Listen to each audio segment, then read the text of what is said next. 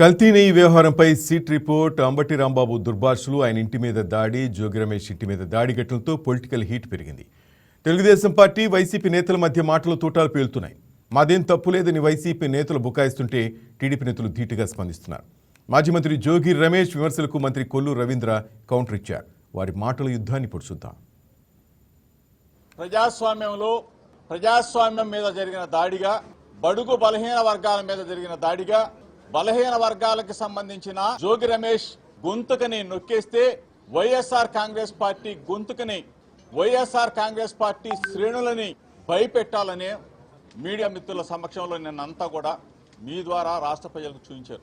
ఏ విధంగా రాక్షసంగా, క్రూరంగా నా ఇంటి మీద కొన్ని వందల మంది తెలుగుదేశం పార్టీ రౌడీలు, గూండాలు దాడి చేసిన సంఘటనలు మీరు చూశారు. జోగి రమేష్ ని భౌతికంగా దాడి చేయాలా, జోగి రమేష్ మీద దాడి చేయడమే కాదు, అవసరమైతే మట్టు పెట్టాలన్న ఆలోచన లేకపోతే మీరు ఎందుకు అన్ని వందల మందిని ఆర్గనైజ్డ్ గా పోగు చేసి చంద్రబాబు నాయుడు కొడుకు లోకేష్ ఆదేశానుసారం కనుసన్నల్లో ఎంపీ కేసినేని శివనాథ్ చిన్ని ఆధ్వర్యంలో విజయవాడ నుంచి గుండాలు, రౌడీలు, పిక్ పాకెటర్స్, బ్లేడ్ బ్యాచ్, పంజా సెంటర్, రాణి గారి తోట, సీతానగరం, వైఎస్ఆర్ కాలనీ అన్ని చోట్ల నుంచి కూడా ఒక ప్రేరేపిత కుట్రగా ముందుగానే మీరు పక్కా ప్లాన్ చేసుకుని నా మీద దాడి చేయాలని, నా కుటుంబం మీద దాడి చేయాలని ఇంత పన్నాగం. ఒక ముఖ్యమంత్రి స్థాయి వ్యక్తి అతని కుమారుడు కనుసన్నల్లో ఒక బడుగు బలహీన వర్గాలకు సంబంధించిన జోగి రమేష్ మీద దాడి చేయాలని చెప్పేసి మీరు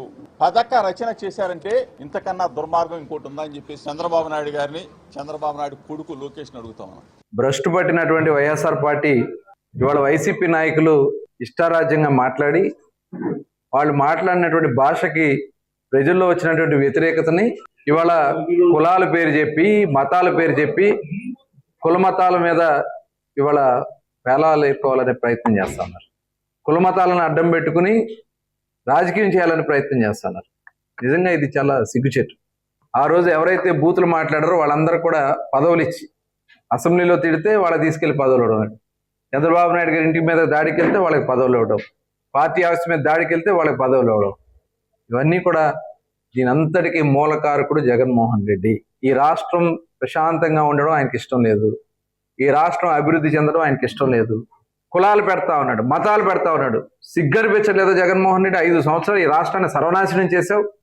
ఒక ఫేక్ కేసులో 83 రోజులు నన్ను, నా తమ్ముడిని అకారణంగా, అన్యాయంగా ఒక ఫేక్ కేసులో అరెస్టు చేసి హింసించి ఒక సామాన్య ఖైదీలాగా నేను 83 రోజులు మీరు చేసిన దుర్మార్గానికి శిక్ష అనుభవిస్తే చల్లారలేదని అడుగుతున్నా చంద్రబాబు నాయుడిని, చంద్రబాబు నాయుడు కొడుకుని లోకేష్ని.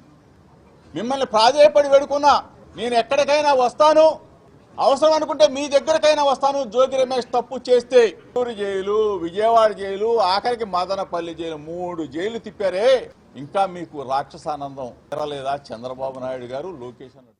తప్పకుండా. అప్పుడు మేము చాలా సమన్వయంతో, ఎందుకంటే వాళ్ళు మాట్లాడినటువంటి భాష, వాళ్ళు మాట్లాడినటువంటి విధానం రెచ్చగొట్టాలని, రెచ్చగొట్టి తద్వారా లబ్ధి పొందాలని, మమ్మల్ని అందరినీ కూడా అన్యాయంగా ఇరికిచ్చి, అక్రమ కేసులు పెట్టించి, ఇవాళ మళ్ళీ ఆ రోజు అధికారంలో ఉండి అసెంబ్లీ సాక్షిగా బూతులు మాట్లాడారు.